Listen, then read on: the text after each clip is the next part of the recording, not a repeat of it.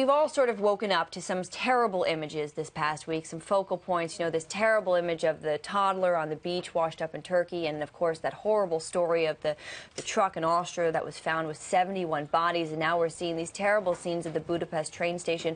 But those are anecdotes. Describe for you, we'll set the sort of the size and scale of the crisis for us, please. Iain, let's start with you.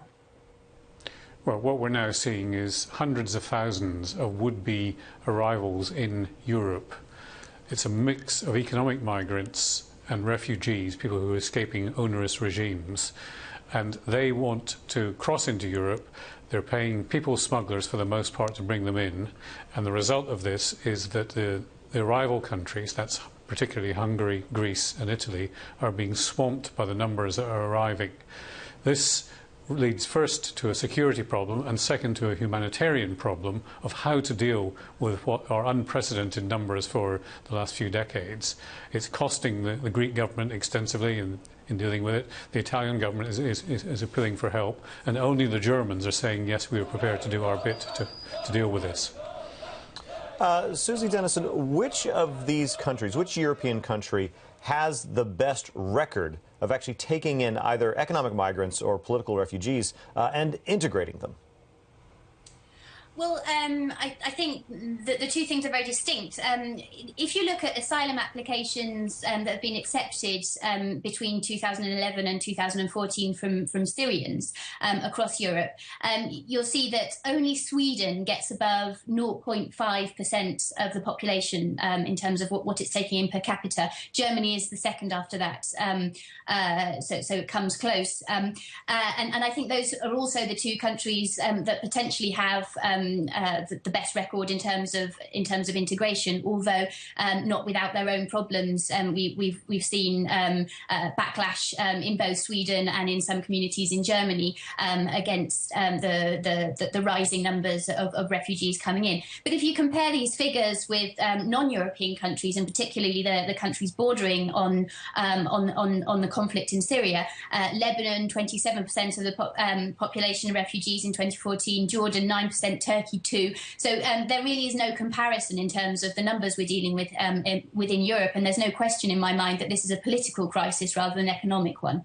Well, that brings me to my next question, Susi, actually, and Iain, perhaps it's for you. You mentioned Greece. I was in Greece earlier this summer, and people, express a lot of sympathy for these migrants fleeing conflict, but they say, hey, look, we're in our own debt crisis. We just simply can't afford to welcome thousands of refugees. Can countries like Greece, can Europe actually afford to take all these refugees?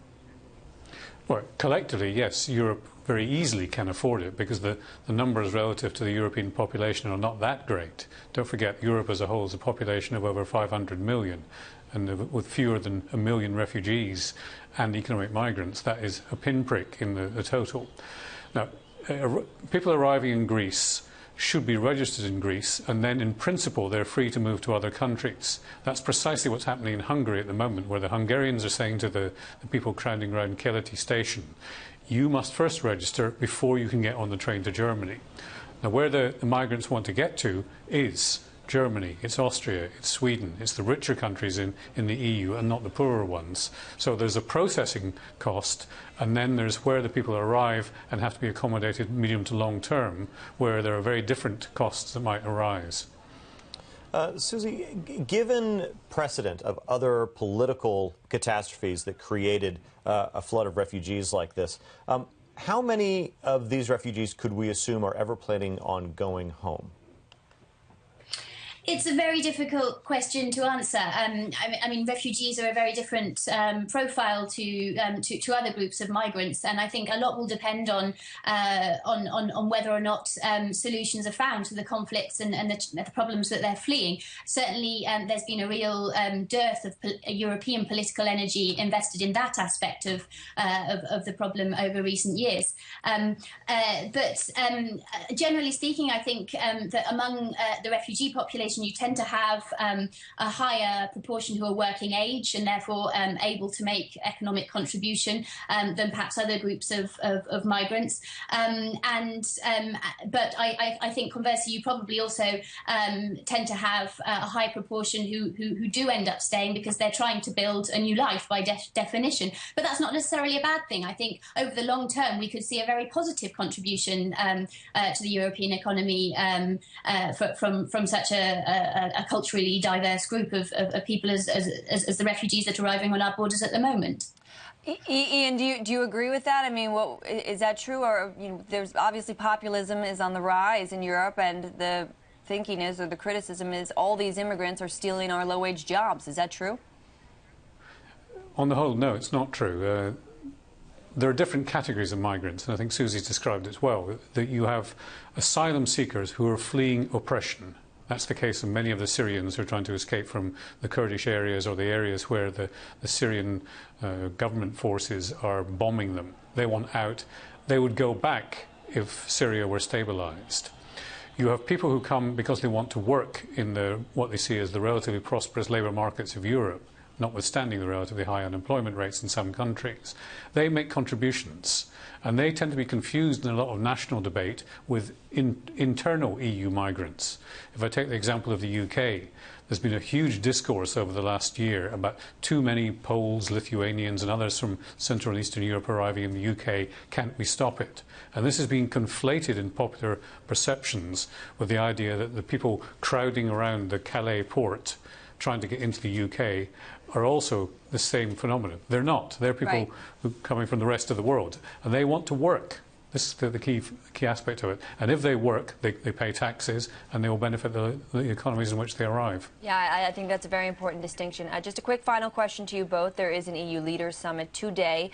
There's several more meetings that will try to tackle this over the next couple of weeks. What is the most urgent single thing that European leaders need to do to respond? Susi, let's start with you.